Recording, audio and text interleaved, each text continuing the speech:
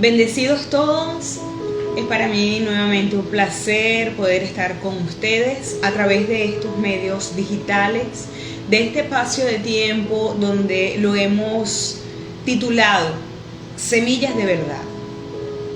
Como lo hemos dicho en otras oportunidades, lo que aquí se expresa, se expone, es con la intención, con la misión de que tú en casa puedas escuchar la palabra que escuchaste también en la eternidad, que puedas saber cuál es tu herencia en Cristo, que podamos ver en las Escrituras con ojos de revelación y que nuestro entendimiento sea enriquecido. Ese es el propósito de este programa.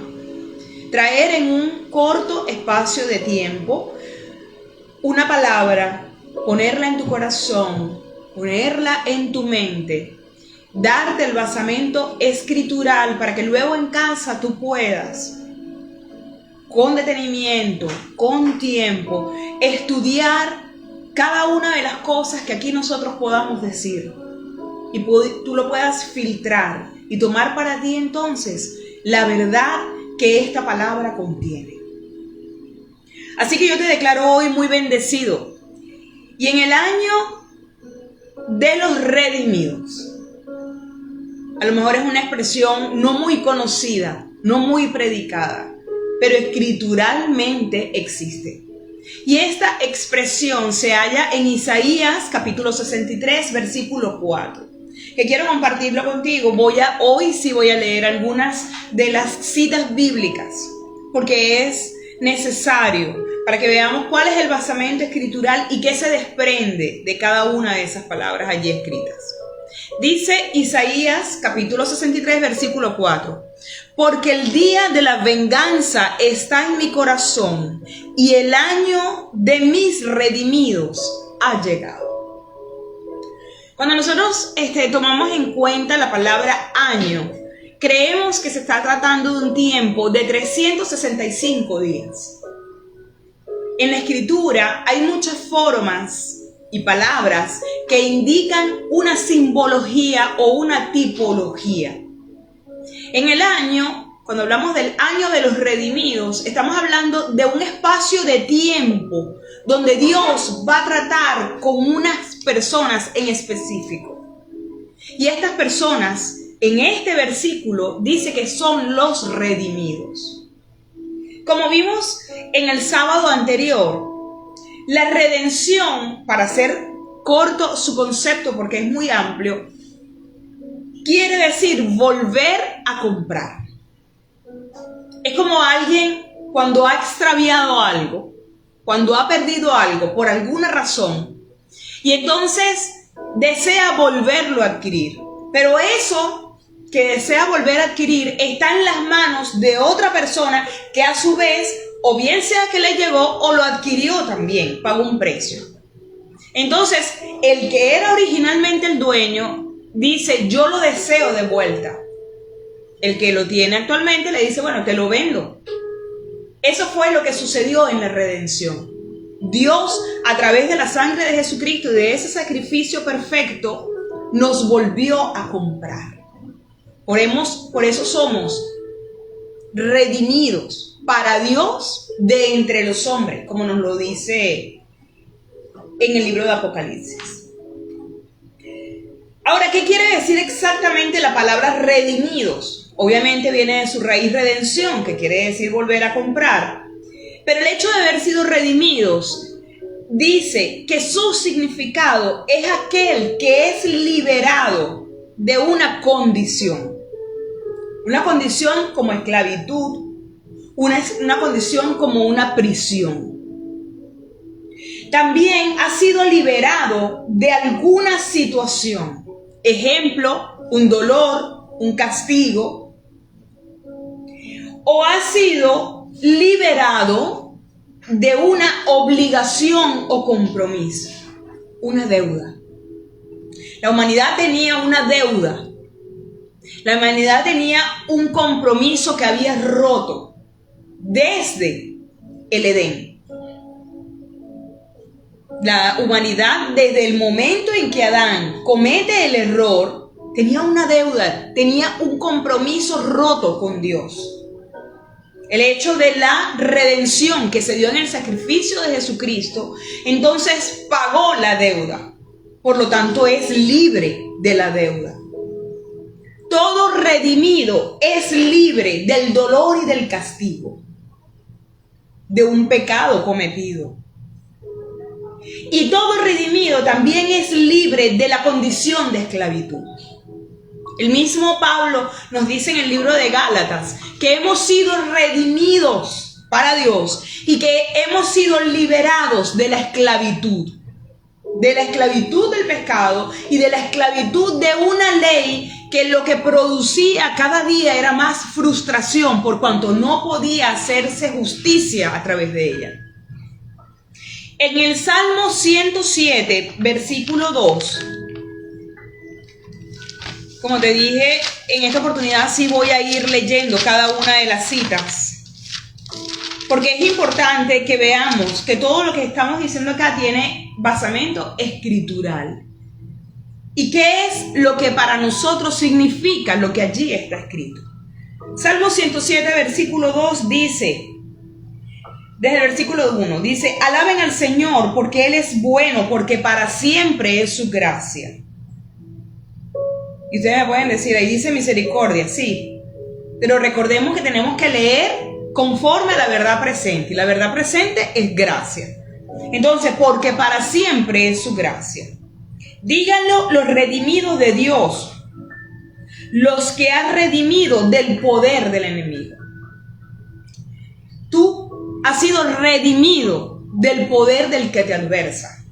Has sido liberado de la posible opresión que pudiera desencadenar una situación que te es adversa. Toda adversidad para un redimido viene con el propósito de hacerle madurar su carácter en Dios. De que no seamos presas de nuestras emociones, sean buenas, sean malas, de nuestro miedo, de nuestro temor, sino de que tengamos la confianza que si eso vino, ya Dios nos dio la victoria de eso que ya venía.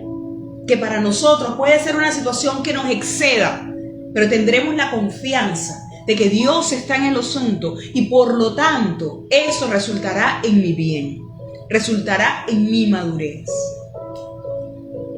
El tiempo que Dios con el cual se ha abierto, dice, llegó el año de mis redimidos. Llegó el año en que yo voy a tratar con una gente especial para darle un beneficio especial. Y en Isaías capítulo 35, versículo 10,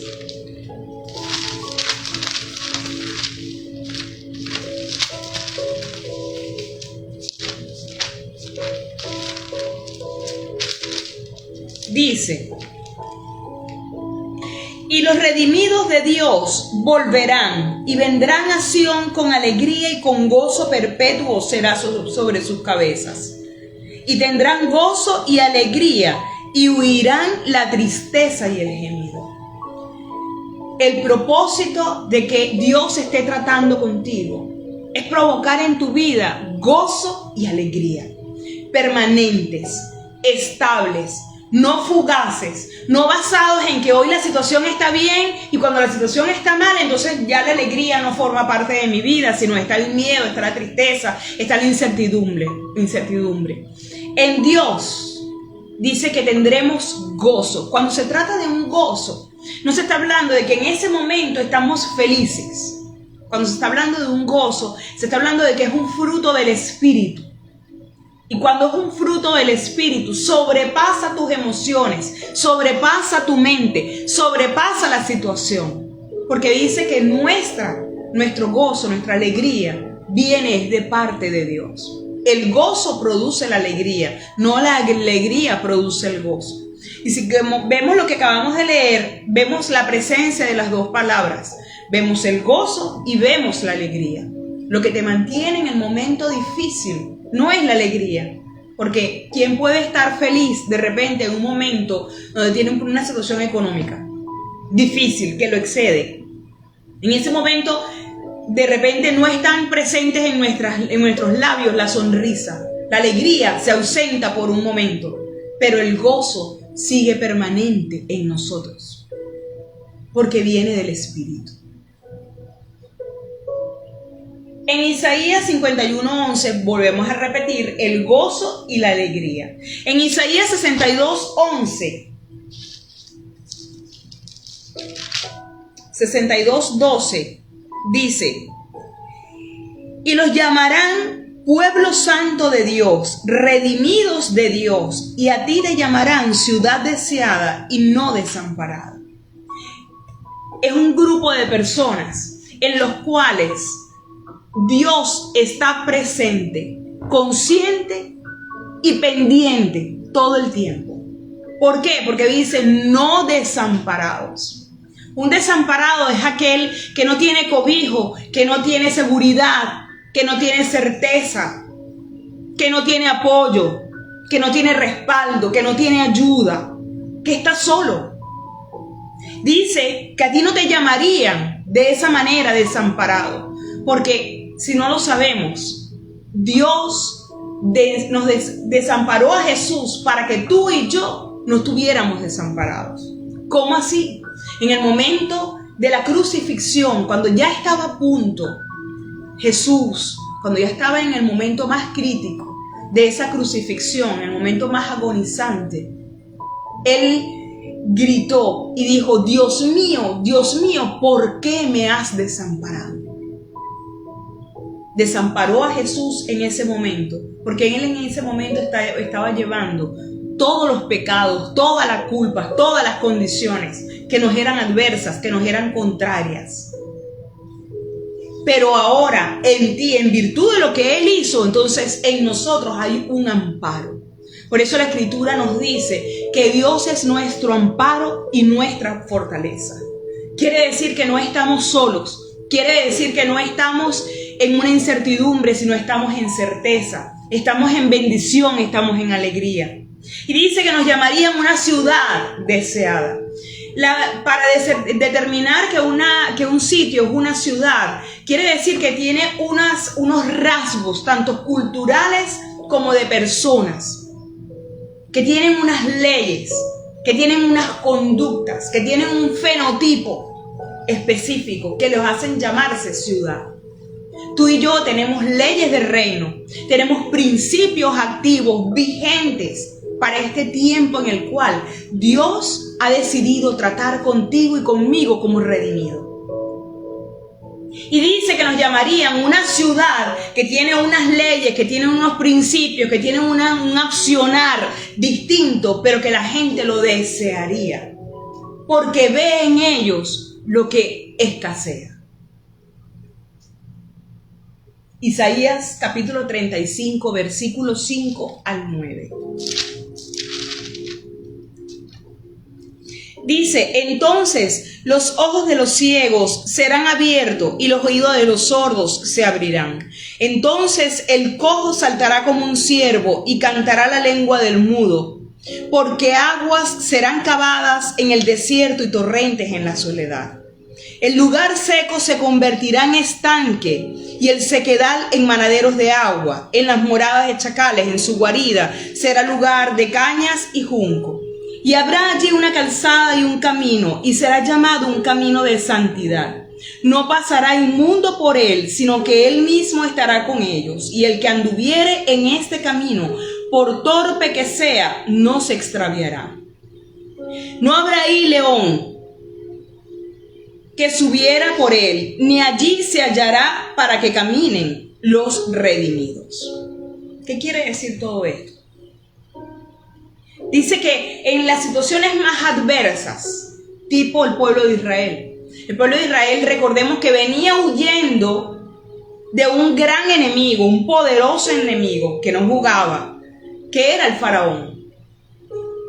Y cuando él viene huyendo, viene saliendo, él va hacia la tierra prometida, pero el faraón lo venía persiguiendo y se consigue delante de él algo imposible de cruzar, porque hasta el sol de hoy la única manera de cruzar un mar es a través o de un submarino o de un barco. Pero un mar, cruzarlo a pie con todas sus profundidades, es imposible. El pueblo escogido de Dios, los redimidos de Dios en ese entonces, se enfrentaron a su mayor reto, a un imposible. Pero al frente de lo imposible se paró lo improbable.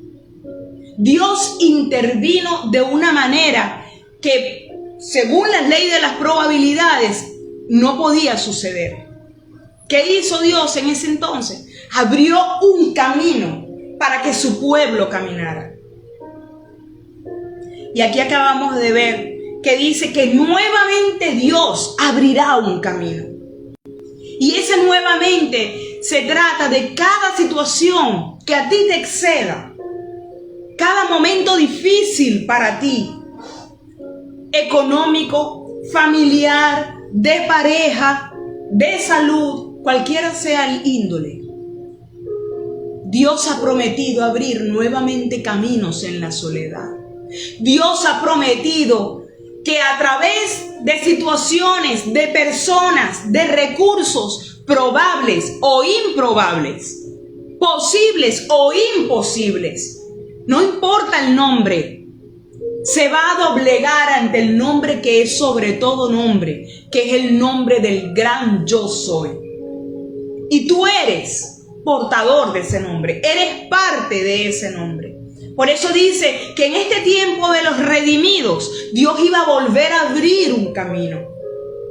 ¿Necesitas que Dios abra un camino financiero? ¿Necesitas que Dios abra un camino en tu matrimonio? ¿En tu salud?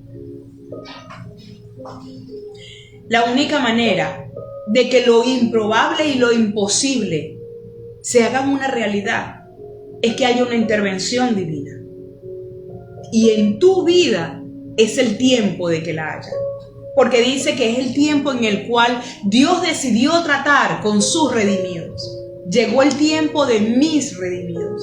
El tiempo en el cual yo voy a tratar con ellos de una manera específica, con un fin específico.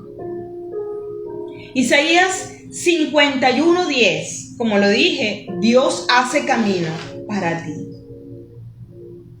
En Apocalipsis 14:3 nos habla de un cántico nuevo, de un grupo escogido. Dios nos enseña la verdadera manera de adorar. Si nosotros damos una mirada a la historia, vemos cómo el hombre, a lo largo de la historia, desde la época primitiva, el hombre tuvo el instinto de adorar. Unos adoraron piedras, otros adoraron serpientes, otros adoraron esculturas, otros adoraron al Dios vivo, como fue el pueblo de Israel. Vemos a lo largo de la historia que toda la historia está llena de cómo el hombre siempre buscó darle adoración a un ser que él comprendía que era mayor que él y que le debía adoración. Y que cuando esas personas adoraban, en aquel entonces siempre interponiendo un sacrificio, ya sea con un cabrito, los mayas se dicen que sacrificaron seres humanos. Siempre hubo un sacrificio de por medio. Y hoy en día creemos que nosotros debemos sacrificarnos y que de esa manera nosotros adoramos a Dios. Pero en el Apocalipsis 14:3 dice que hay un grupo de personas que elevan un cántico que agrada a Dios, pero que nadie lo puede aprender. Ese cántico sale de su relación con Dios. Como lo decíamos el sábado pasado, es Dios haciendo formas en el corazón del hombre. Porque el único que puede saber cómo se adora es Dios mismo. Porque si no, estaríamos como los mayas, estaríamos como los aztecas, estaríamos como los peruanos, etc. Haciendo siempre de nuestra parte cómo buscar una adoración externa. No se trata de un tiempo de adoración externa, Llegó el tiempo de la verdadera adoración que sale de Dios escribiendo en nuestros corazones y sale por nuestra boca. Esa es la adoración que le agrada a Él. En el año de los redimidos es el año de la verdadera adoración. Una oración desconocida, una oración fuera de parámetros humanos. Porque no podemos encajonar a Dios en nuestros parámetros. Dice que no, lo dice en el Antiguo Pacto, que no se puede contener a Dios en una casa, en aquel entonces hablando del templo. No podemos limitar a Dios en un espacio. Dios no tiene límite. Entonces, no busquemos nuestras verdaderas o nuestras propias formas de adoración. Dejemos que sea Dios, el Dios que está dentro de ti, que se adore a sí mismo. Que te enseñe qué hacer y qué no hacer. Lejos de toda doctrina de hombre, lo que hemos aprendido. Dice que lo que hemos aprendido nos sirvió en un tiempo y fue un tutor. Un tutor es aquel que te lleva de la mano y te da los primeros pasos, como cuando tú llevas a tu niño al kinder. Que lo llevas de la mano, agarradito, para que no se te vaya a soltar. Así, esas eran las primeras formas.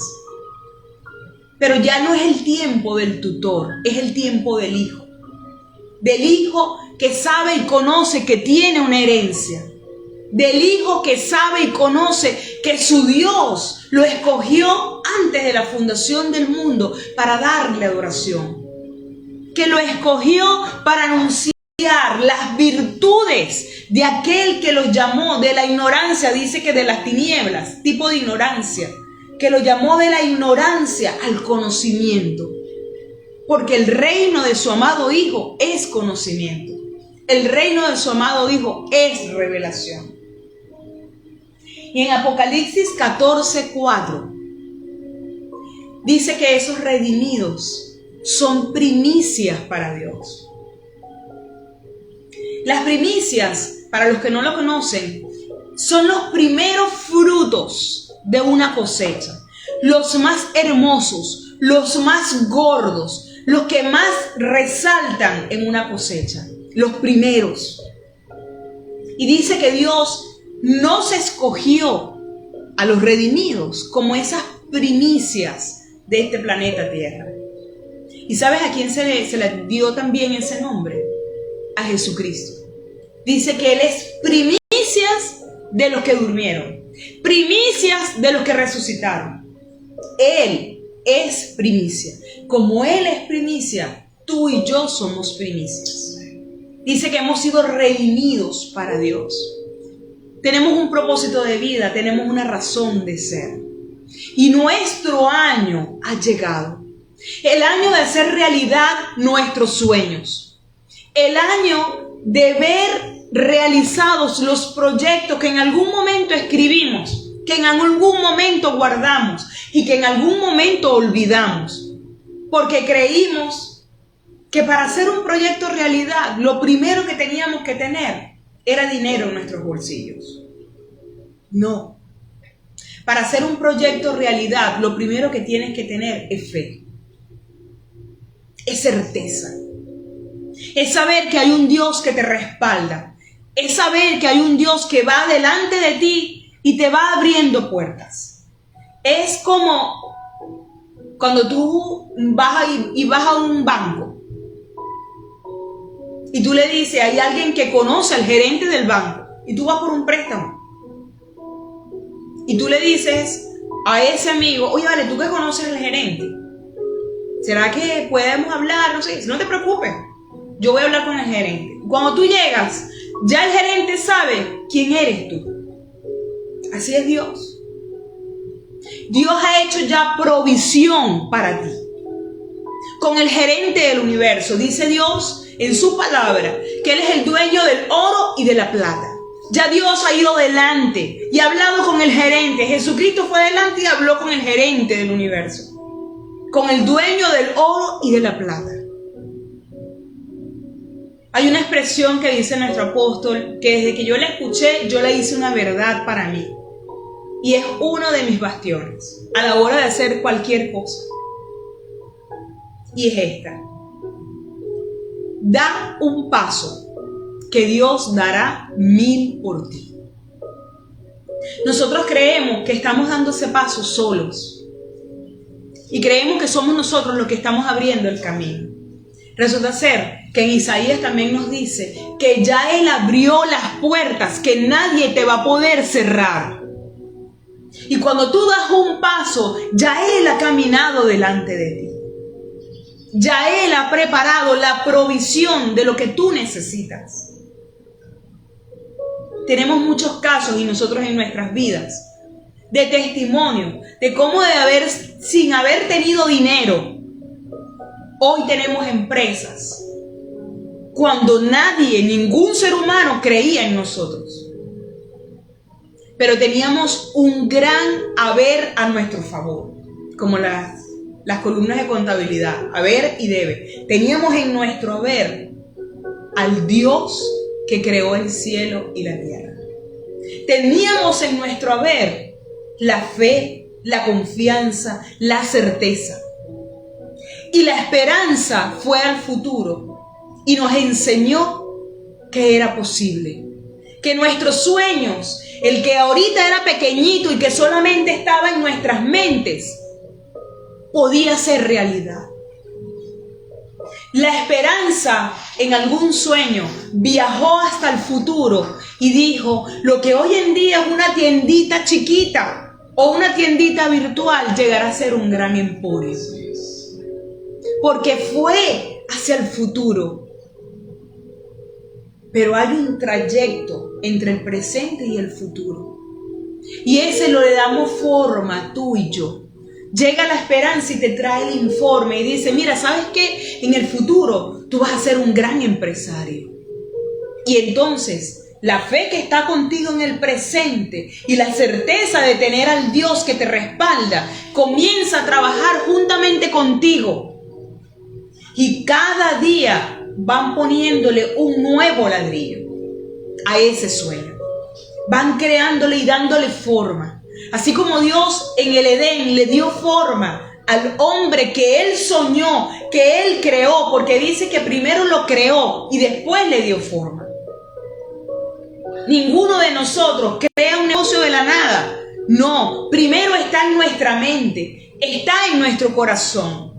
Y está el deseo de hacerlo realidad. Así fue Dios. Entonces Dios agarró y creó su proyecto y dijo: lo voy a hacer igual a mí, lo voy a hacer hermoso, lo voy a hacer con un espíritu para yo poderme comunicar con Él y darle mi verdad y mantener una relación con Él. Pero le voy a dar un cuerpo para que viva donde va a vivir en el planeta Tierra. Incluso ese cuerpo tendrá las mismas características del sitio donde Él está viviendo. Así como tu cuerpo tiene las mismas características del planeta Tierra, está compuesto en su gran mayoría por agua, tiene minerales, tiene etcétera, cualquier cantidad de cosas. Así tu espíritu está hecho de la misma naturaleza que su creador, de Dios. Dios crea ese proyecto y le da forma al hombre. Somos tú y yo. Así tú también tienes un proyecto. Y ese proyecto está plagado, por decirlo así, en una expresión muy fuerte, de fe, confianza, respaldo. Pero tiene recursos también que son a lo mejor improbables para mucha gente. Porque a lo mejor si tú le llevas ese proyecto a un proyectista, a un gran empresario, te va a decir: eso no es posible. ¿Cuánto tienes tú para esto? No, tengo $20. Eso no es posible. Mira, quédate así, porque no vas a poder hacer nada con esos $20 que tienes. Gástatelos en chucherías. En una oportunidad, nosotros le llevamos nuestro sueño a alguien. Y ese alguien nos tumbó las alas de esa manera. Y yo le dije: eres cristiano, pero Dios no está hablando por ti. Porque el mismo que me dio el proyecto me dará la provisión. Y llamamos a una persona, y cuando llamamos a esa persona nos dijo: ¿saben qué? yo tengo el dinero que ustedes necesitan. Y justamente los iba a llamar en este momento para dárselos. Porque tengo en mi corazón dárselos. Esa persona no es cristiana. Dios utilizó un recurso improbable, esa persona que te estoy diciendo, para en ese momento ayudarnos a salir de una situación difícil y ayudarnos a invertir en nuestros sueños. Entonces, tus sueños no tienen que ver con qué cantidad de dinero tienes en el bolsillo. Cuando quieras hacer realidad un sueño que tengas en tu corazón, mira cuánta fe tienes. Mira cuánto aquí está escrito. Dice que eres un bendecido, que eres un calificado para prosperar. Te presentas al mundo con la credencial que dice, no Mise, dice bendecido. Entonces el universo, como lo dice Paulo Coelho, conspira a tu favor para traerte los recursos de donde tú menos los esperas. ¿Sabes por qué no los esperas a través de esos medios? Para que sepas que no es por ese hombre que tú has prosperado o él va a ser tu financista y que cada vez que necesites lo vas a tener allí. No se trata del hombre, él solamente fue un medio. Pero tu provisión, tu caudal es del Dios de los cielos. Así que sepamos que nuestro año ha llegado. El tiempo de prosperar ha llegado. El tiempo de hacer realidad tu mayor anhelo. Casarte es un anhelo. Bueno, tu año llegó. El tiempo en el que Dios va a tratar contigo. Se te van a atravesar muchísimas adversidades. Cosas que se van a querer parar el sueño que Dios tiene para ti. Pero ese sueño no es para sacarte de la carrera. Esa adversidad, disculpa, no es para sacarte de la carrera. Es para que conozcas de qué material, si lo pudiéramos decir así, está hecho tu Dios. Y cuando venzas cada adversidad vas a decir, wow, me siento más fuerte. Pero no porque mi confianza esté puesta en mí, sino porque tengo un papá grande. Es como cuando un niño golpea a otro niño, un niño mayor golpea a un niño pequeño y el chiquito le dice, te voy a traer a mi papá, ya vas a ver, te voy a traer a mi papá. Así, nosotros en la adversidad le puedes decir, te voy a traer a mi papá, porque Él ha hecho provisión para ti y para mí. Y si bien nuestros inicios pueden ser pequeños, la Escritura dice que nuestro postrer estado será grande. Porque Dios tiene para ti no aires de grandeza, sino proyectos grandes. Pero para poder hacer realidad esos proyectos grandes, tienen que venir las adversidades. Tienen que venir los obstáculos. Y cuando a medida que vayamos venciendo los obstáculos, nos vamos a dar cuenta que nos hacemos más fuertes. Que cada día, el obstáculo que hoy, que en el momento lo vimos que era muy grande, una vez que los hemos vencido y se nos vuelve a presentar otro, decimos no. Como David. Así como vencía al león, así como vencía al oso, también lo voy a vencer. Porque estamos en el pacto. Estamos en el tiempo de los redimidos. Estamos en el año agradable del Señor, donde las puertas están abiertas, puertas para nuevos negocios, puertas para nuevas realizaciones, puertas para nuevas carreras universitarias. Que no hay universidades en Venezuela, las hacemos online, pero no nos detenemos.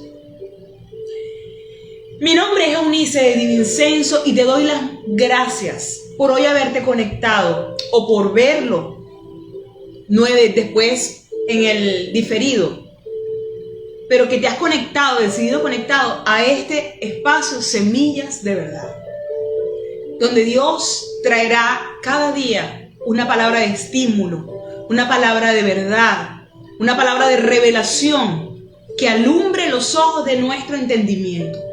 Que sepamos que no estamos solos, que estamos amparados, respaldados, que la ayuda de Dios siempre está presente para ti y para mí. Por eso te sigo esperando en cada sábado a las 4 de la tarde para este espacio Semillas de Verdad.